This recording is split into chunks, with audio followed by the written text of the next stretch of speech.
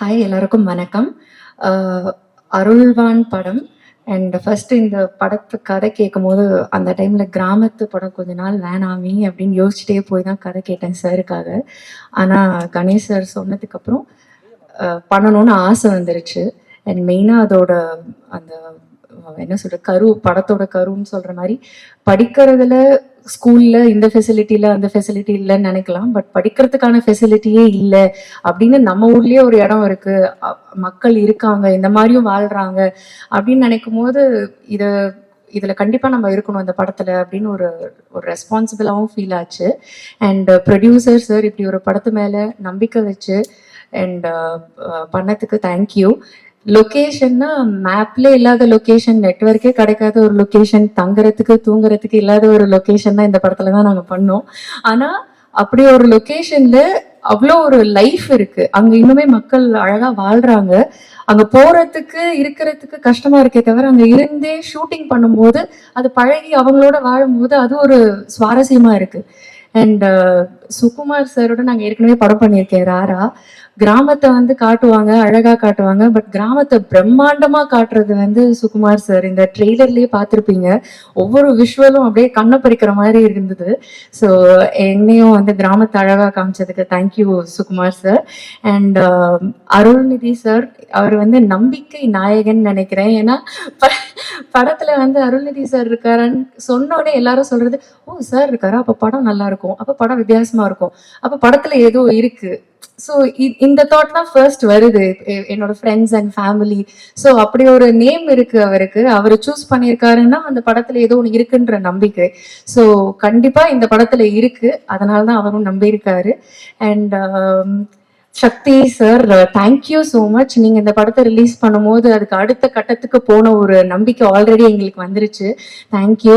And Aarav என்னோட கோ actor, so such a dedicated actor. ஏன்னா அங்க வந்து நாங்க பண்ணும்போது காளி சார் சொன்ன மாதிரி தான், அந்த லொக்கேஷன் போறது இப்படி போகலாம் இப்படி போகலாம் இப்படிலாம் நாங்கள் போயிருக்கோம். அண்ட் அவர் அப்படி போய் மலை மேலே ஏறி அது மேலே மரத்து மேலெலாம் ஏறி அண்ட் ஒரு ஃபால்ஸ், ஒரு ஹியூஜ் ஃபால்ஸ் கீழே நாங்கள் ஷூட் பண்ணும்போது செம்ம குளிர் அப்போ. பட் அவர் வந்து உடம்பு ஃபுல்லாக சந்தனத்தை பூசிட்டு ஒரு போஸ்ட்லாம் பேலன்ஸ்டாக இருக்கணும். ஸோ அதெல்லாம் வந்து ரொம்ப கஷ்டம், அங்கே நாங்கள் கூட இருந்து பார்த்ததுனால தெரிஞ்சுது. பட் ஒவ்வொரு நாளும் அவ்வளோ டெடிக்கேட்டடாக இருந்தார். And such a wonderful co actor also. Krithika லொக்கேஷன்ல நிறைய கீழெல்லாம் விழுந்து மண்டையில பாறையில எல்லாம் கூட அவளுக்கு விழுந்து விழுந்து நடிச்சான்ற மாதிரி அவ்வளோ ஒரு டெடிக்கேஷன் அது பாப்பா. ஸோ இப்ப பாப்பா இல்ல, இப்ப க்ரோன் அப், பட் ஸ்டில் அவ்வளோ ஒரு அவங்கதான் படத்தோட என்ன சொல்றது ஹீரோ மாதிரி. ஸோ எனக்கு இந்த படத்துல ஒர்க் பண்ணது ரொம்ப ரொம்ப சந்தோஷம். வாய்ப்பு கொடுத்ததுக்கு நன்றி. GV Prakash sir, such a soulful music. அல்லிப்பூவே சாங் ரிப்பீட் மோட்ல தான் கேட்குறேன். I think he knows the way to people's heart. அவர் பாடினா அது டைரக்டா வந்து ஹார்ட்ல ஹிட் ஆயிடும். So thank you GV sir. And படத்தோட ஏடிஸ் எல்லாத்துக்குமே தேங்க்யூ. சாம், அசிஸ்டன்ட், அசோசியேட், எல்லா டிபார்ட்மெண்ட்லயும் சாம் இருப்பாரு. ஏன்னா அந்த லொகேஷன்ல ஒர்க் பண்றது அவ்வளவு ஈஸி இல்லை. நாங்க ஆர்டிஸ்டா எவ்வளவு கஷ்டமோ அதை விட கஷ்டம் டெக்னீஷியன்ஸ்க்கு, அவங்க ஓடிக்கிட்டே இருக்கணும். ஸோ பாதி பேர், கொஞ்சம் பேர் லொகேஷன்ல இருக்க முடியாமலே போயிட்டாங்க. அப்படி இருக்கும்போது கடைசி வரைக்கும் சாம்லாம் இருக்காரு. So thank you Sam. அண்ட் எல்லாருக்குமே ரொம்ப ரொம்ப ரொம்ப நன்றி. யாரையாவது விட்டுட்டேன்னா தெரியல. Thank you so much. Thanks for the opportunity. எல்லாருக்கும் வணக்கம். நான் கிருத்திகா பாலசுப்ரமணியன். இந்த சினிமா இண்டஸ்ட்ரியில் எனக்கு அவ்வளோ பெருசாக பேக்ரவுண்ட் கிடையாது. நான் ஒரு பட்டிங் ஆர்டிஸ்ட் அப்படின்னு சொல்லலாம். ஸோ அப்படி இருக்கும்போது இந்த படம் அருள்வான் எனக்கு கிடைச்ச ஒரு பெரிய வரம். இந்த மாதிரிலாம் நான் படம் பண்ணுவேன்னா, இவ்வளோ பெரிய ஆர்டிஸ்ட் கூட நான் நடிப்பேனான்னு எனக்கு ஒரு கனவாக இருந்துச்சு. ஸோ அந்த கனவை நிறைவேற்றி வச்ச கணேஷ் விநாயகன் சாருக்கு என்னோட நன்றி. Thank you so much for this opportunity sir. And first of all இந்த கதையை எடுத்து மக்கள்கிட்ட கொண்டு போய் சேர்க்கணும்னு நினச்ச அந்த டிசிஷனுக்கே ரொம்ப ரொம்ப நன்றி சார். அண்ட் இந்த படத்தோட ப்ரொடியூசர் எஸ்ஜே சரவணன் சார், அவர் முழுக்க முழுக்க இந்த படத்தில் அவரோட நம்பிக்கையும் அவரோட டைமையும் இதில் வந்து இன்வெஸ்ட் பண்ணியிருக்காரு. அது அவருக்கும் வந்து ஒரு பெரிய நன்றி. And Sukumar sir, director of cinematography, எங்கள் எல்லாருமே அவ்வளோ அழகாக கேப்சர் பண்ணி ஸ்க்ரீனில் கொண்டு வந்திருக்கீங்க சார். அண்ட் ஒரு லொக்கேஷனுமே வந்து பார்க்க அவ்வளோ பிரெத் டேக்கிங்காக இருக்குது. ஒன்றா பார்த்து பார்த்து வந்து அவர் லொக்கேஷன் ஃபிக்ஸ் பண்ணி ஷூட் பண்ணார். Thank you so much for that sir. And இந்த படத்தோட music director GV Prakash sir, thank you so much for all the beautiful songs. இந்த அல்லிப்பூ பாட்டு மட்டும் நான் ரிலீஸ் ஆனதில் ஒரு நல்ல 100 தடவை நான் இந்த பாட்டை கேட்டிருப்பேன். அவ்வளோ இனிமையாக இருக்குது. அண்ட் யுகபாரதி சாரோட லிரிக்ஸுமே அவ்வளோ அழகாக இருக்குது. அவர் இங்கே இல்லை, but still thank you so much sir. And இந்த படத்தோட stars Arulnithi sir, RF sir, Ramya Pandian ma'am, John Vijay sir, Kaali Venkat sir and VTV Ganesh sir. இவங்க கூட நடித்தது எனக்கு வந்து ஒரு பெரிய எக்ஸ்பீரியன்ஸ் அண்ட் ஒரு புது லேர்னிங் அப்படின்னு சொல்லலாம். And Lawrence Kishore sir, thank you so much. And கடைசியாக உங்கள் எல்லாருக்குமே as a press and media, இந்த அருள்வான் படம் பூஜை போட்டதுலேருந்து இப்போ ரிலீஸ் வரைக்குமே வந்து நிற்குது. ஸோ இதுக்காக அட்லீஸ்ட் இந்த படத்துக்காக ஒரு 100 பேர் வந்து ராத்திரி பகலமாக உழைச்சிருப்பாங்க. இந்த படம் நல்லா வரணும். நிறைய எஃபர்ட்ஸ், நிறைய ஹார்ட் ஒர்க், நிறைய சேலஞ்சஸ் க்ராஸ் பண்ணி தான் நாங்கள் இவ்வளோ தூரம் வந்திருக்கோம். ஸோ இந்த படத்தை நல்லபடியாக நீங்கள் கொண்டு போய் சேருங்கிற நம்பிக்கையோட நான் விடைபெறுறேன். நன்றி, வணக்கம். திரைப்பட விநியோகங்கிறது வந்து பொதுவாக வர்த்தகம் சார்ந்தது. ஒரு சில படங்கள் மட்டும் மனசுக்கு நெருக்கமாக பிடிச்சி பண்ணுவோம். அது மாதிரி சில படங்கள் அமையும்.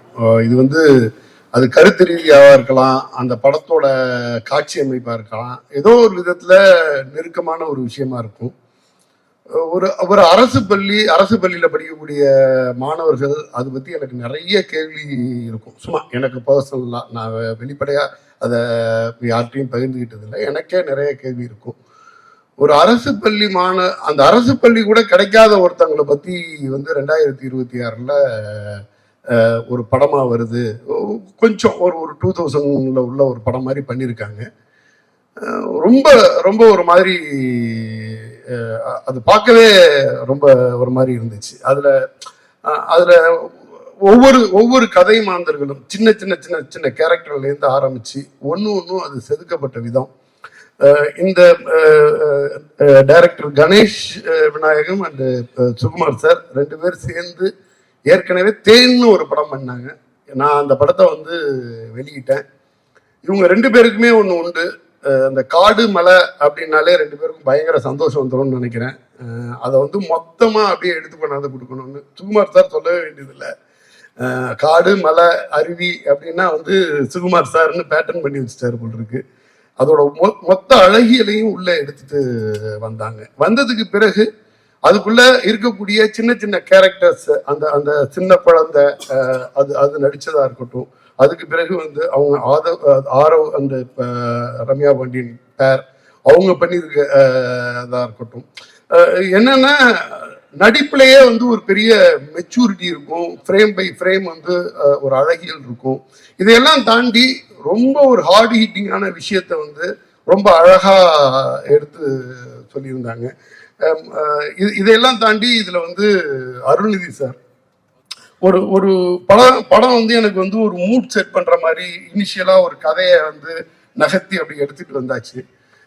அருள்நிதி சார் ஒரு ஸ்டேஜுக்கு பிறகு உள்ள வர்றாரு. வந்ததுக்கு பிறகு அந்த படம் வந்து ஒரு ஆர்ட் ஃபார்ம்ல இருக்கிற படம், ஒரு கமர்ஷியல் படம் மாதிரி வந்து ஒரு பரபரன்னு போக ஆரம்பிச்சிச்சு.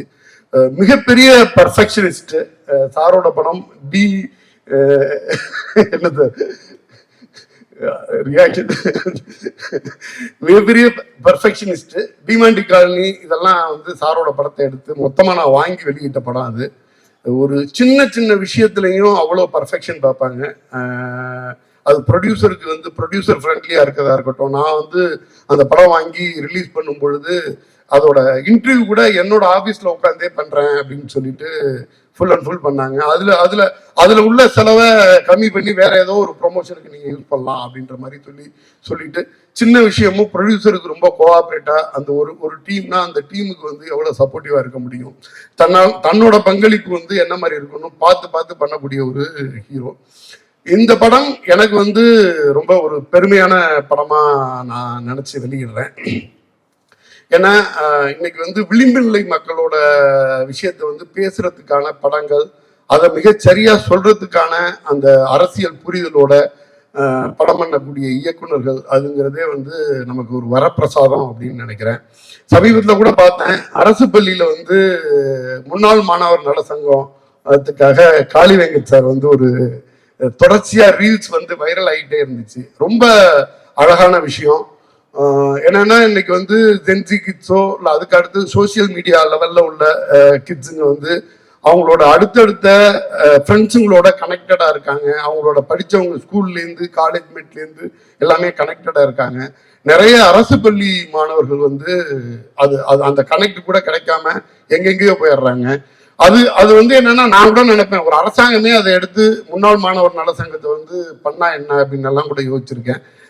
இந்த படத்துல சம்பந்தப்பட்ட காளி வெங்கட் சார் வந்து அவரோட பள்ளிக்கு ரொம்ப அழகா அதை பண்றாரு. வாழ்த்துக்கள் காளி வெங்கட் சார்.